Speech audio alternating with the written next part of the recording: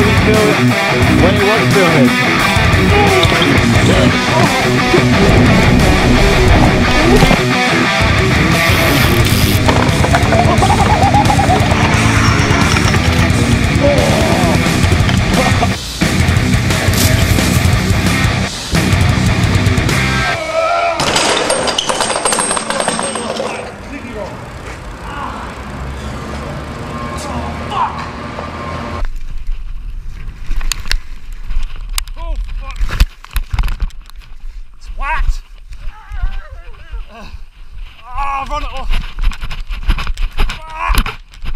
So I bet that woke you up a little bit. I woke up this morning, got one leg out of the bed. It felt like the leg didn't belong to me. I was like, what the hell is going on? Numb leg. Kind of went to sleep with an ice pack stuck to it. Kind of worked, brought down some of the swelling. And it's one of those things, you just got to keep walking on it.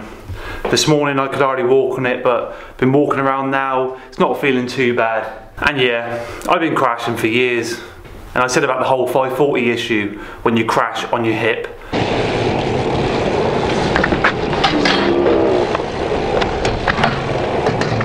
Normally, it's my right side. That one yesterday was my left side. First time in a while I've taken a bad one to the left side. And yeah, I felt it. My whole body felt it. My mind felt it. But you gotta expect these things. I mean, I'm out there in the actual bog. A lot of people will go up and build through winter, not actually ride the trails, wait till spring, summer when they're actually drying out. Me and the lads, we ain't doing that. We're raking, filming and riding all at the same time. And we're multitasking. It's quite hard, it's quite tough. Sometimes you're trying to focus on each discipline. And then when you get to the end of it, I'm kind of like, ugh, should have focused on the filming more. I get back and I'm kind of like, I haven't got enough footage to make something decent. A lot of the videos you've been happy with. Some of them I've been a little bit upset about. You know, there's certain clips that I've kind of missed because I've been digging or other things, or I'm actually riding and then certain clips get missed. I mean, that crash in particular, on normal circumstances, I'd have had the big camera set up somewhere. The microphone would have picked up the impact a lot better. And I'd have had other angles set up. It's all a bit of a rush job. Because of the whole weather situation, because of the whole timing situation. I mean, it doesn't get light till sort of gone 8. Then it gets dark about 4 o'clock, so you haven't got much time scale. As soon as the spring, summer starts coming in, we'll have longer days, more time to set up cameras and all that sort of thing. We've got it all to come. But yeah, at the moment, the bike is broken. I'm classifying it as broken because of the whole pad in the back. As you can see, a little bit of a mangled mess. The actual sort of metal housing of the brake pad is kind of mangled itself in. It hasn't gone out of line. The actual brake itself has not gone out of line. It has done it before. I did it on the 29er. I got a stick jammed in the back in the actual disc itself. And it did the same thing. The little metal clip bits all kind of mangled itself in, and I had to get all that fixed. But for now, the orange beast is going in for a repair again. I need to make sure my body stays in one piece coming up to summer, spring and summer. I've taken 2 quite bad hits over the last few weeks just because it's boggy. I look back at all the mountain bike crashes that I just showed you. All the crashes happened when it was really, really boggy. BMX, not much excuse, that's just me being sketchy. I've always been a sketchy twat. But it brings entertainment. I could be the most dialed rider in the world. I'll probably be a bit boring. I'm doing everything with ease.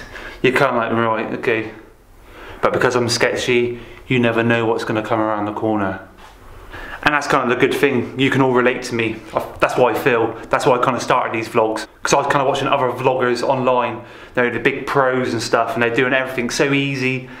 They're going around in their fucking brand new cars and stuff, and I'm like, can't really relate to that. I think if I start a channel, Ghetto Baskett, people can relate to me more. You know, the hard working man, the working class hero, getting out there when he can, to share footage with you, to motivate all of us. We're all human beings. So I did say about the tyres in the last video, the importance of tyres. They are Maxxis Holy Rollers. I bought a pair of them, 2.2 inch, £15 a pair on eBay. Someone obviously bought them, didn't like them, so they shoved them up on eBay. And you can always get your bargains on eBay. They are fully dirt tyres. Don't actually really like these tyres, but for dirt, they're pretty good. So I wanted to modify my BMX into more of a dirt bike coming into spring, so I can ride it at some trails. And I'm going to be living closer to a pump track soon. I've got it all going on. I don't need a Zimmer frame, but I am hobbling around a bit. The more I move on it, the better it is. As soon as I sit down, chill for a little bit, it kind of swells back up. I get a bit of fluid on the hip. Then it's a pain in the ass to sort of get moving again. I've got to keep it moving. Because my job is a stand-up job. I'm stood up all day long. Tomorrow I've got a hobbling work. I've got actual cycle to work. And I'll be stood there all day programming machines. Looking like a fucking old man. But I can't be upset about it. The progression on that hill where we're digging at the moment, it's been amazing. In literally 6 weeks of transformation and all the different riders that are sort of joining in, it's amazing. The next few weeks, I'll be up there digging for sure. Riding wise on my own personal front, mountain biking, I might chill it down for a little bit, focus on everyone else. Then I can focus on the actual filming side of things, get the quality of that better, and focus on digging better as well. When a fresh head goes up there and you get to ride all the lines for the first time, you're gonna love it. You will love it. Because there are so many different lines coming down from the top now. I'm trying to do them each time I go up there. Ride, film, dig. But from now on, I think I'll film other people. They haven't got to go down there really, really fast. It's just to sort of document how the track actually looks. I'll happily let someone go down with a GoPro on their helmet, 2 miles per hour. I could speed it up, slow it down, just to get a decent view of the actual track itself. But in that last video, Ryan had my favourite clip, going through that stream. It was like fucking Jesus. He kind of skimmed across it, got to the other side. I thought the next minute he was going to bust out the wine. But I've got a few videos coming up where I'm actually filming with other riders, which works out perfectly for me, so I get a bit of a rest. And a video I'm doing later today with a rider that I love filming with, Sony A5100. This camera is amazing. This is actually Grace's camera. This is the sort of camera I kind of need to get at some point. We're going to a certain location. We are going to film for a couple hours and see how much footage he can get.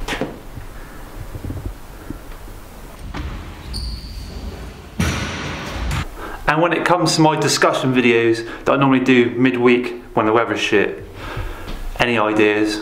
Do you want me to discuss anything that you have going through your brain, your mind?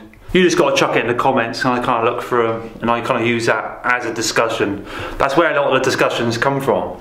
You leave certain comments and I'm kind of like, oh, that makes for a good discussion. We'll get onto that.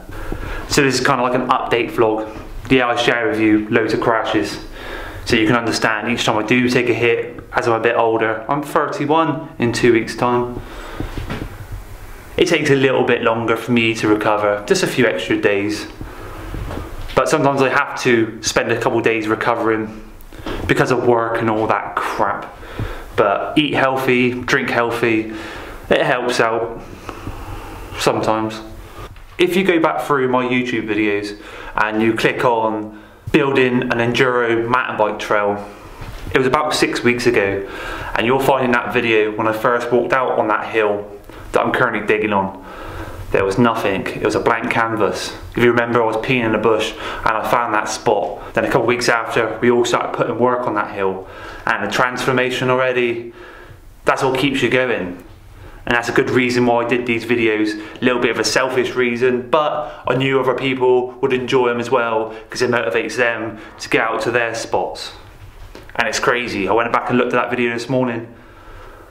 Looking at that hill, there is nothing. You can't see a line anywhere. Now you walk out in the same spot and there's little tracks and jumps everywhere. And that's what it's all about. We all get through this winter. There's going to be pain, there's going to be dirt, there's going to be blood. But we'll come out at the end of it. There's going to be sunshine, it'll be dry, and my oh my, it's going to be a good time. And now I'm meeting up with this rider. The weather outside is fucking awful, but luckily we're going indoors. And we're going to set all these cameras up, he's going to get some tricks done, and we're going to see what happens. So that video is going to follow this one. There's also going to be another discussion video later in the week, and then more digging videos, and then see what happens.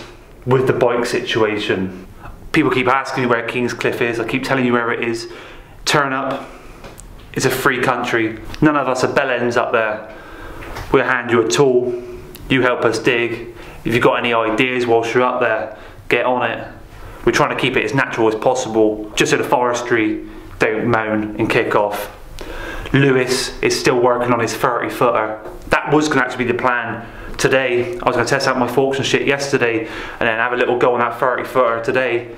Obviously not going to happen, but like I said, even that jump, when it's dry, it would be amazing. Baskett update, Baskett crash, hip is coming back to life. I will share with you the bruises later in the week when it actually comes out, and tiger balm for life. So I hope you enjoyed this one. Thanks for watching, and bye for now.